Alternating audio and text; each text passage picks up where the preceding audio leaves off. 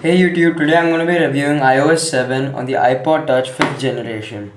Now, while this might not be the best device to review it on, it's the only device in the house that I found has all the features. I've been using this since the 18th of September. This is the time when it came out for everybody. Now, I've been using it for a couple of weeks and I've been pretty happy with this operating system. Now, I would like we all to keep in mind that this is my opinion and I'm pretty sure everybody's opinion will be quite different. So let's get started. Now, as soon as you fire your device up, you're going to see that the lock screen is completely different and redesigned. Now, it does away with all the skeuomorphic designs that were previously present and has this nice typography of thin font, and everything has been completely redesigned. The functionality remains the same. It's got the same camera handle at the bottom right of the screen that you can swipe up to access the camera. Now, two new things that you might recognize are two handles over here and over here. Now these are the notification center and the control center respectively, which I will talk about more later in the review. Now to unlock the device, there's no restriction that you have to use the bar at the bottom anymore. You can swipe anywhere in the screen towards the right and it will unlock. Now as you might have seen, there's this nice effect of all the icons literally falling into the screen. Now while all these effects make the operating system look good, these make the device feel a little bit slow compared to the previous operating systems. Now, as you can see, the home screen has been completely redesigned. This change may be jarring at first, but you get quite used to it as you move on. Now I am very used to this operating system as much as I was with iOS 6 and iOS 5. Now all the icons are a lot bigger and they have received a lot of cosmetic changes. Now to say that iOS 7 is just a fresh coat of paint would be completely wrong, because a lot of these apps have been completely upgraded and redesigned. Now there are two apps that are completely redesigned and look much better than before. The first one is Safari. Now as soon as you open the app, you see this nice screen filled with all your favorites that you can customize on the go. Now this aims at you moving to your web pages much faster than by typing in the URL bar. Now coming to the URL bar, you might be able to see that there is only one bar instead of two that were previously there. Yes, the search bar and the URL bar have been integrated into each other and have been unified. Now let's go to a few websites and I will show you some new features that are exclusive to iOS 7. Now as you might have already caught me changing the tabs, previously to change the tabs you click the bottom right corner and it shows you all the tabs side by side parallel to each other. And now in iOS 7 it is cascaded vertically. It has no added functionality but it definitely looks better and that just makes it feel nice.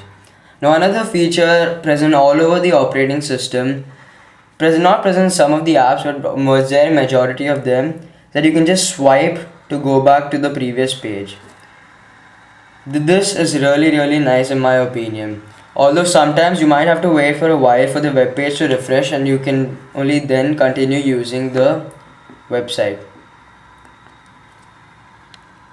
Now another app that has received a major change is the camera app. And I feel this is an amazing change that Apple has made. Now there are 4 modes available in this which can be accessed by swiping to left and right. By swiping right, you go to the video mode, the photo mode, the square mode which is specific to Instagram photos, and the panorama mode which remains basically the same. Now all the features are actually not present in this because the hardware capabilities are limited. If you have the iPhone 5s, you will have 2 additional modes which are slow-mo and the burst mode. To make up for the burst mode, another way of taking many pictures at the same time is just holding the camera button and keeping it pressed. This takes many pictures in succession. Now I feel the redesign of the app has made the app feel a lot faster compared to the previous versions. Now another thing you might have noticed is in the bottom right there are these 3 bubbles. These actually stand for the filters. These are really Instagram like but don't add that much of an effect. These are very subtle compared to the filters available in Instagram. These are live filters, but in the older devices you have static filters in which that you can apply in the Photos app and not in the camera app itself. Now in iOS 6, the way to access Spotlight Search was to go to the leftmost page. However, in iOS 7, there is no such page. The way to access Spotlight Search is to swipe down from anywhere in the home screen. The functionality remains the same, just type in whatever you want and it shows you the results. And it actually works quite well. Now in iOS 7, you have the option of how much information you want to show on the lock screen. Now I have deselected the notifications. I have only selected the today view to be present in the lock screen. You can entirely turn off the notification shade, or you could even show the whole notification center. Even control center, you have the option of turning off access to control center in the lock screen and within apps. Another app that has been redesigned very well is the weather app. Now this is primarily only because this app is based on the Yahoo weather app that was available way before iOS 7 even came out. Now this actually shows a nice animation of the location behind the weather. Tap on the tap on the temperature and it will show you humidity, chance of rain, wind, the direction, and it tells you the temperature that it feels like.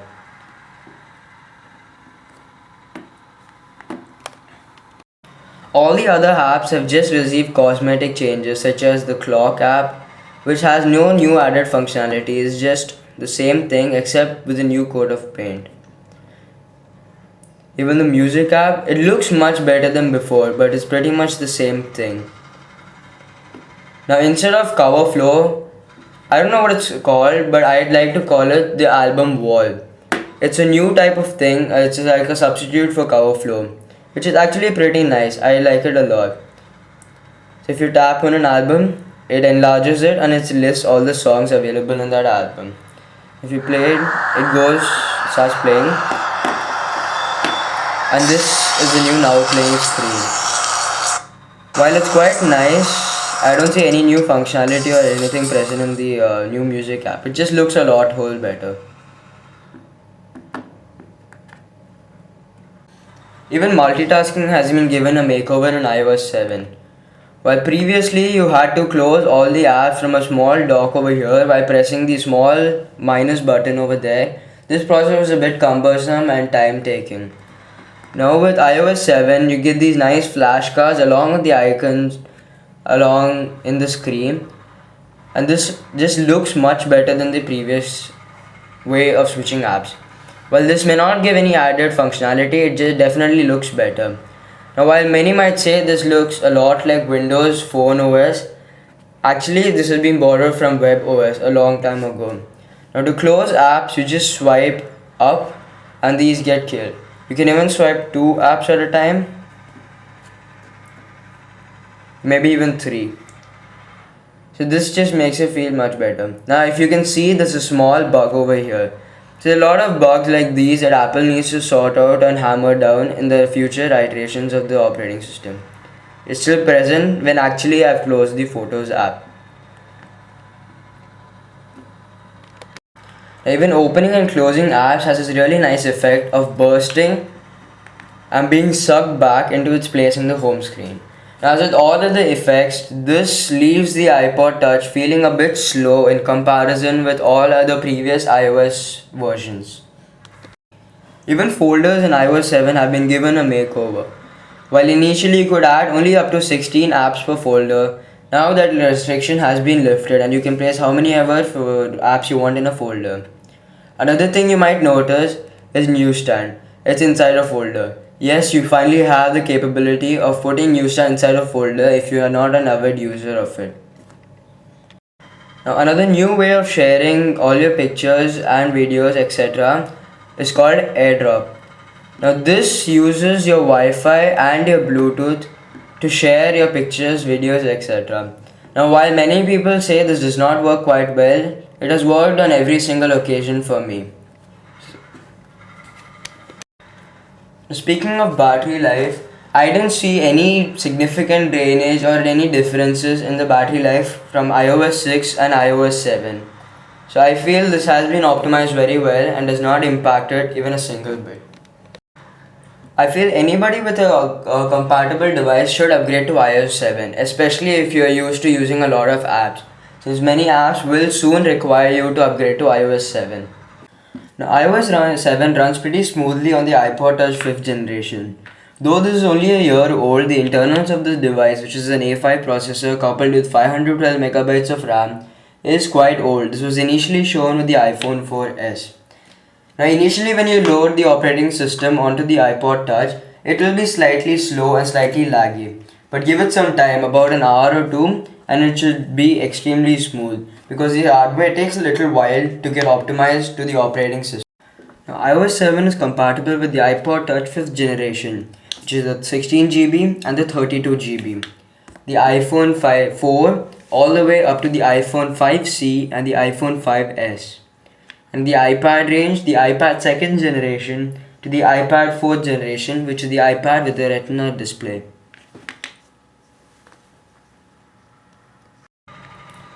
So this has been my review of iOS 7. Be sure to leave any comments and likes behind in this video. Thanks for watching, guys.